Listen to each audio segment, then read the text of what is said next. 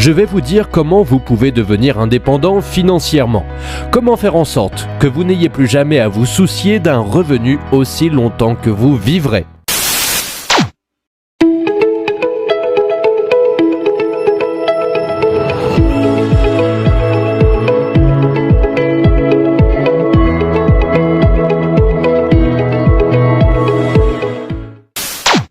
Avant de commencer la vidéo, si tu es nouveau sur la chaîne, n'oublie surtout pas de t'abonner et de télécharger ton guide de l'entrepreneur gratuitement dans la description et bien sûr de nous donner ton avis en commentaire.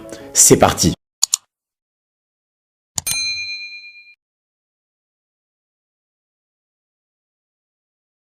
Je vais aujourd'hui vous parler des personnes qui font partie des 5% les plus riches. Je crois que c'est un groupe auquel on veut appartenir. Aussi, laissez-moi d'abord vous expliquer qui fait partie de ce groupe. D'abord, je veux que vous vous fassiez une image mentale de 100 jeunes hommes faisant la queue. Ces hommes sont tous âgés de 25 ans. Le monde est devant eux.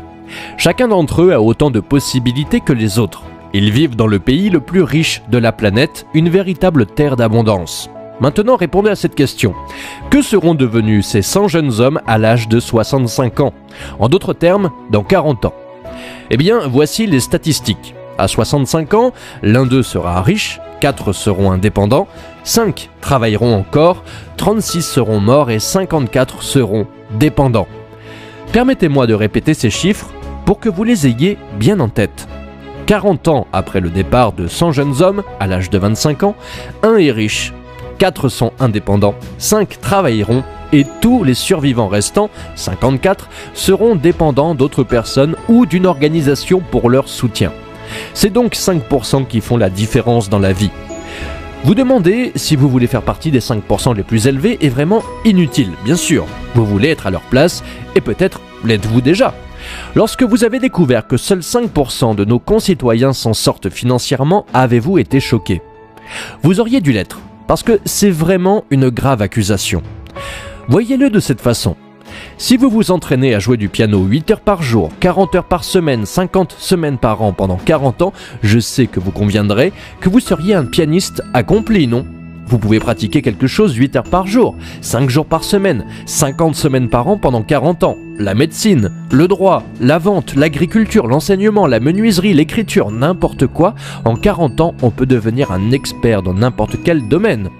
Eh bien, les 54 hommes sur 100 qui arrivent à 65 ans sans être devenus financièrement indépendants dans le pays les plus riches du monde ont travaillé dans notre économie 8 heures par jour, 5 jours par semaine, 50 semaines par an pendant 40 ans et n'ont pas compris pendant cette période comment être financièrement indépendants pendant les années restantes et certainement les meilleures de leur vie.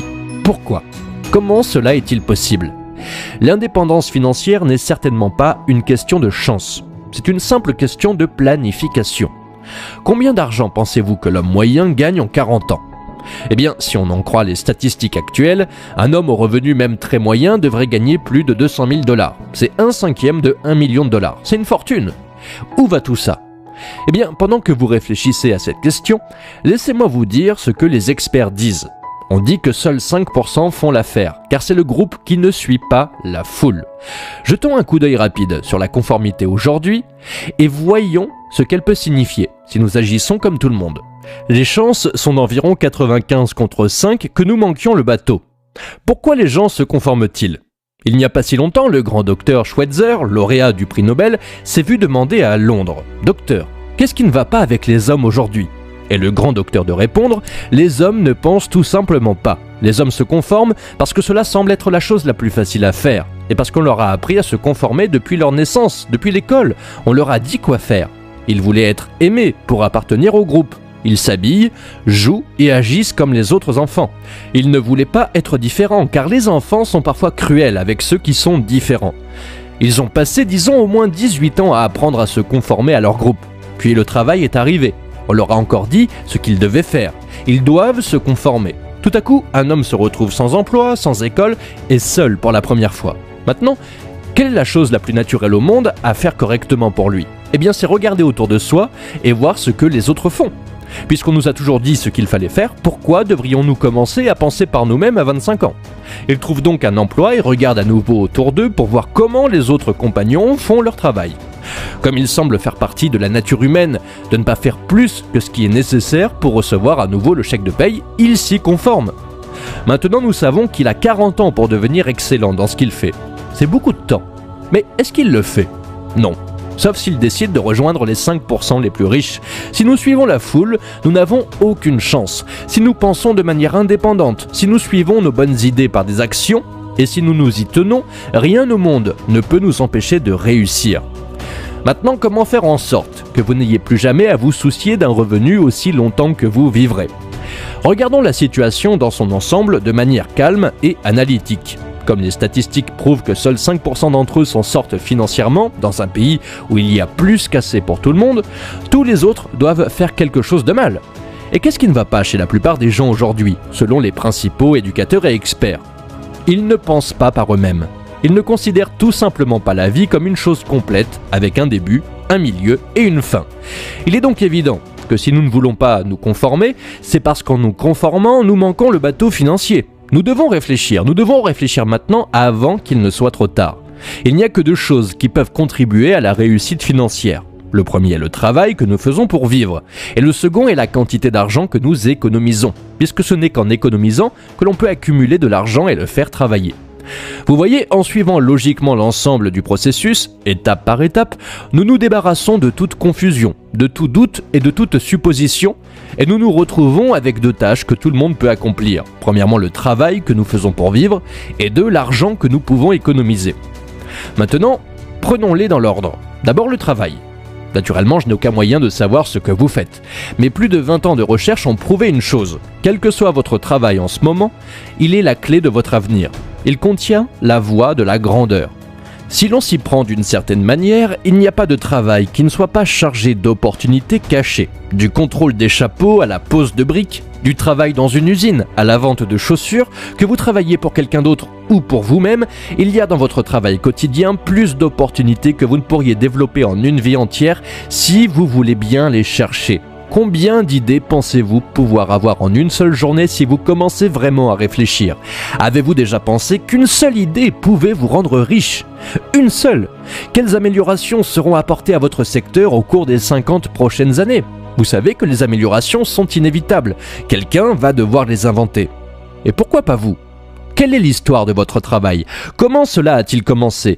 Comment votre secteur a-t-il commencé? Connaissez-vous votre métier dans l'industrie aussi bien qu'un médecin connaît la médecine et son histoire? Vous savez, il n'existe pas de métier ou de profession plus honorable ou meilleur qu'un autre. Non. Tout est dans la façon dont nous regardons ce que nous faisons. C'est notre attitude qui fait la différence. Combien de temps pensez-vous qu'il vous faudrait pour connaître tout ce qu'il y a à savoir sur votre métier et son application à votre secteur et à votre économie dans son ensemble? 5 ans. Réalisez-vous que si vous attaquez votre travail pour les 5 prochaines années de la même manière que si vous travailliez pour vous-même, que vous pouvez être un expert national sur votre travail en 5 ans. Vous voyez, une personne peut devenir experte dans un domaine particulier en 5 ans. Ce sont les experts qui sont constamment sollicités, indépendamment des cycles économiques. Votre esprit est un grand continent largement inexploré. Il vous appartient et personne d'autre ne peut y pénétrer. Nous savons qu'il contient des richesses inouïes, mais il faut les trouver. Et il n'y a qu'une seule façon d'explorer et de prospecter l'esprit humain. Nous devons penser comme pour tout autre type de prospection, il faut du temps et du dévouement. Mais vous pouvez en être absolument certain si vous commencez à faire votre travail comme vous ne l'avez jamais fait auparavant et si vous pensez constamment aux moyens de l'améliorer. Vous ferez immédiatement partie des 5% les plus performants et vous obtiendrez certainement les idées qui vous garantiront un grand avenir. Vous pourriez dire « Pourquoi devrais-je me surpasser pour l'entreprise pour laquelle je travaille ?» C'est ce que dit la majorité. Et n'oubliez pas que c'est la majorité qui a toujours manqué et qui malheureusement manquera probablement toujours le bateau dans la vie. En fait, vous ne travaillez que pour vous-même chaque jour. Votre bâtiment, la maison dans laquelle vous et votre famille devez vivre, et les matériaux et méthodes de construction que vous mettez dans votre maison détermineront sa force et votre degré de grandeur. Rappelez-vous, peu importe ce que vous faites maintenant pour gagner votre vie, il contient la clé de la grandeur, si seulement vous la cherchez jusqu'à ce que vous la trouviez.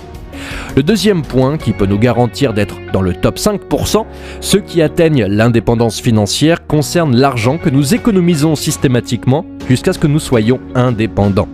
Les hommes et les femmes qui se retrouvent financièrement indépendants à 65 ans n'ont pas soudainement reçu un héritage le jour de leur 65e anniversaire. Ils l'ont planifié de cette façon et se sont tenus à leur plan. Économiser de l'argent est le seul chèque que vous pouvez signer sans que cela ne vous coûte un centime. Vous avez vu un maçon commencer à travailler sur un grand bâtiment, par exemple. Il pose la première brique et vous vous dites « Mon Dieu, quel travail !» Mais un jour, vous passez devant le bâtiment et il est terminé. La première brique est toujours là, tout en bas, et toutes les autres briques sont à leur place. S'il n'avait pas posé la première brique, aucune des autres n'aurait pu être mise en place. Chaque brique, aussi petite soit-elle, apporte une contribution essentielle à la structure finale. Il en va de même pour les économies. Vous devez épargner au moins 10%, de préférence plus, de ce que vous gagnez. Vous savez, vous commettez une erreur extrêmement grave si vous ne payez pas au moins 10 centimes sur chaque dollar que vous gagnez. Si vous n'économisez pas, vous vous volez vous-même. Quelles peuvent être les plus belles années de votre vie, selon vous? Les dernières années, où vous pouvez faire toutes les choses que vous avez toujours voulu faire. Vous voyez, la réussite financière n'a rien à voir avec l'argent que vous gagnez, mais uniquement avec l'argent que vous épargnez.